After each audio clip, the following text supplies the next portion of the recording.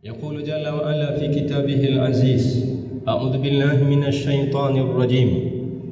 من عمل صالحا من ذكر أو أنثى وهو مؤمن فلنحيينه حياة طيبة ولنجزينهم أجرهم بأحسن ما كانوا يعملون. Barang siapa yang melakukan kebaikan, amal soleh, baik laki-laki ataupun perempuan, dengan syarat pelakunya adalah seorang mukmin, maka kelak pasti akan kami berikan kepadanya kehidupan yang baik di dunia, dan di akhirat kami balasi dengan imbalan yang jauh lebih baik dibanding apa yang telah mereka kerjakan. Al-Quran Surat An-Nahl Surat ke-16 ayat 97. Kita bersyukur kepada Allah atas segala karunia-Nya. Allah masih panjangkan usia kita, sehatkan fisik, akal, fikiran dan hati sanubari kita. Allah masih mudahkan kita untuk menyambut seruan-seruannya.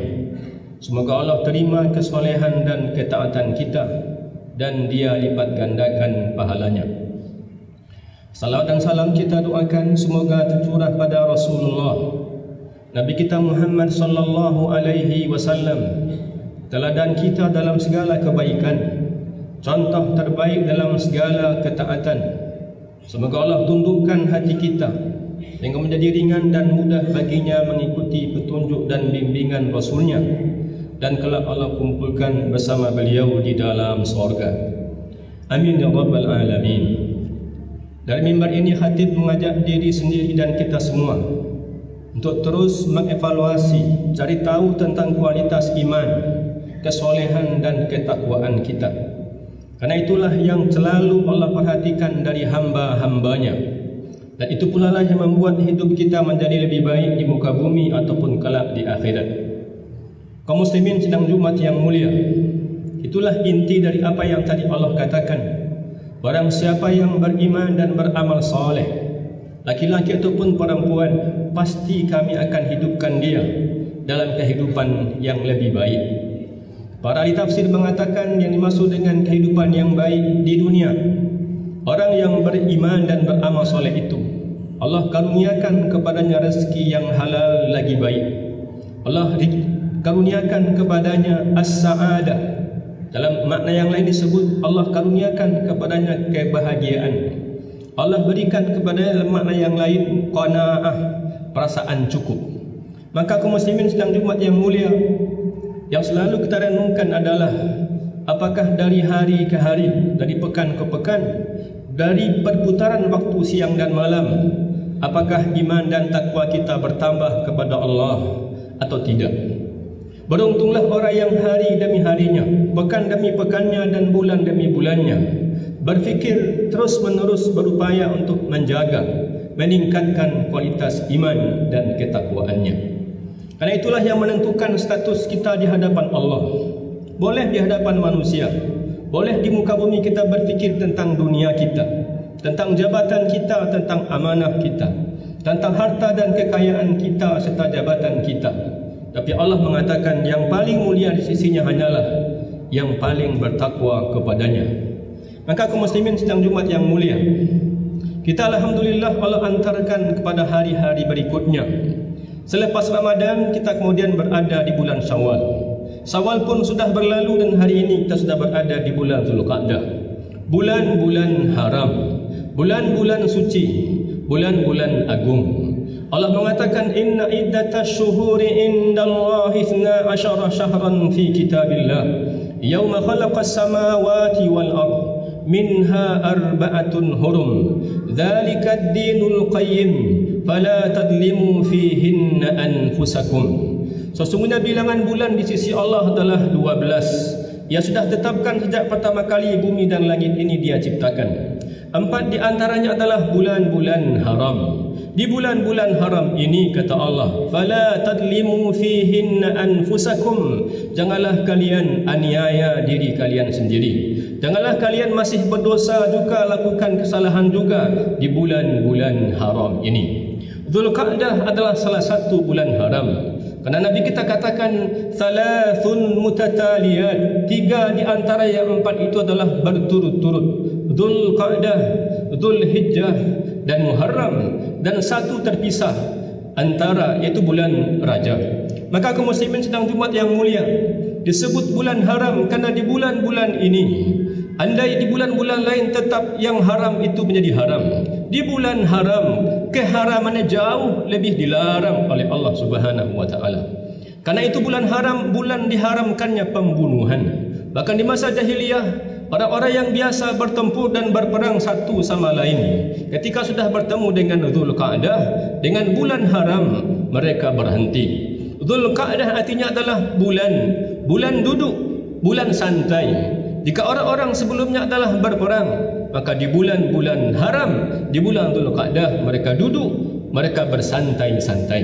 Lalu kemudian di bulan ketika sudah masuk Islam, ketika sudah bersama Nabi alaihi salatu wasalam, bulan haram Zulqa'dah bukan sekadar bulan-bulan santai, dia adalah bulan duduk, bulan di mana orang bersiap-siap melakukan begitu banyak persiapan untuk bulan beribadah haji di bulan Zulhijjah. Maka kaum muslimin sedang Jumat yang mulia, jika keharaman pembunuhan dia haram di bulan apa saja, maka di bulan-bulan haram lebih diharamkan. Jika dosa dan maksiat dilarang di bulan-bulan apa saja, maka di bulan-bulan haram dosanya Allah lipat gandakan.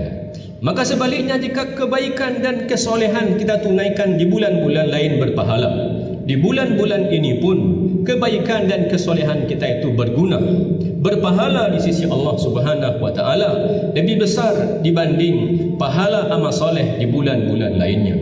Maka alhamdulillah, puji syukur kepada Allah Subhanahu wa taala yang kembali menghadirkan kita, memanjangkan usia kita sehingga bertemu dengan musim kebaikan setelah musim kebaikan sebelumnya.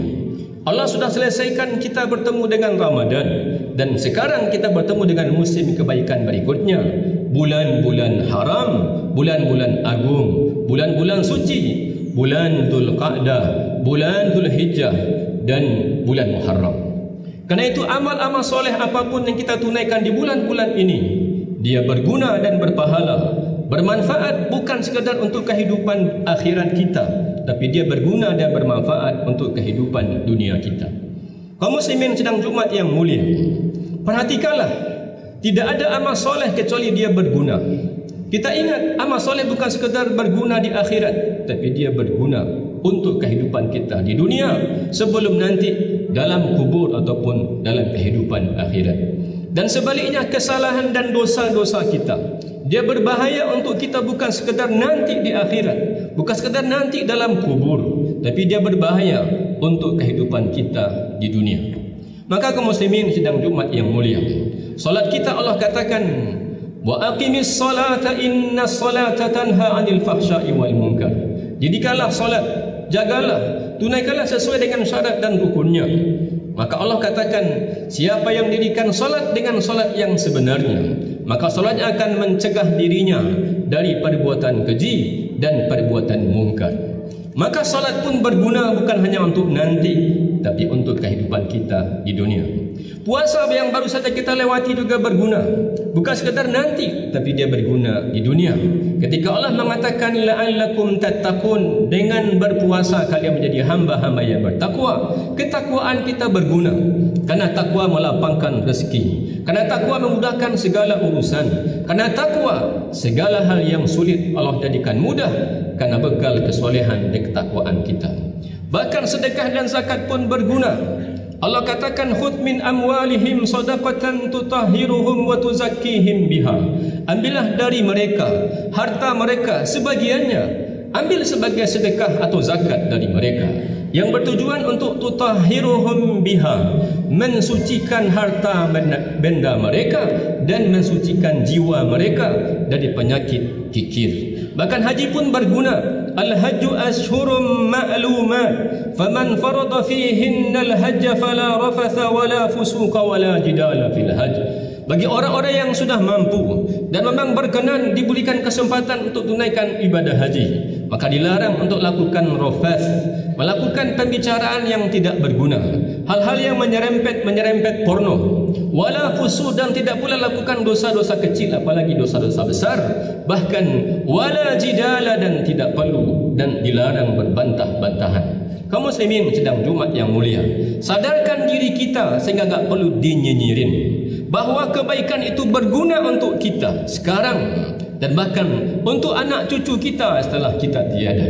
Sadarkan diri kita bahawa dosa, maksiat itu berbahaya untuk kita sekarang, bahkan berbahaya untuk anak dan cucu kita. Maka Allah katakan, atau Nabi kita katakan alaihi salatu wassalam, as-sadaqatu tudfi'ul khati'ah. Sungguh sedekah yang kita berikan 1,000, 2,000, 5,000, 10,000 dari uang halal yang kita punya, kata Nabi, sesungguhnya sedekah yang kita berikan itu akan memadamkan murkanya Allah. Tudfi'u ghadabar rahman, memadamkan murkanya Allah, kama tudfi'ul ma'an nar, sebagaimana air memadamkan api yang menyala-nyala.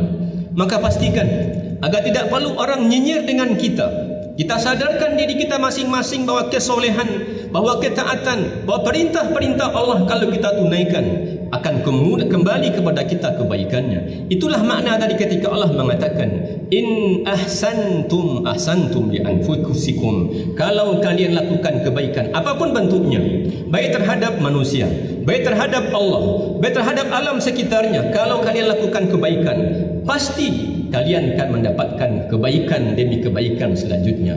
Wa in asa'tum falaha, dan sebaliknya, jika kalian lakukan kesalahan, maksiat, pastikan itu akan berbahaya untuk kalian, karena keburukan akan kembali kepada kalian cepat ataupun lambat. Maka kaum muslimin sedang Jumat yang mulia, ini hari-hari istimewa. Di hadapan kita adalah musim-musim panen berikutnya. Ini hari-hari di mana kita mengekang diri kita dari maksiat dan dosa dan melipat gandakan kesolehan dan ketaatan kita, kerana kesolehan dan ketaatan kita berguna di sini sebelum nanti dalam alam barzah, sebelum nanti bahkan di padang mahsyar.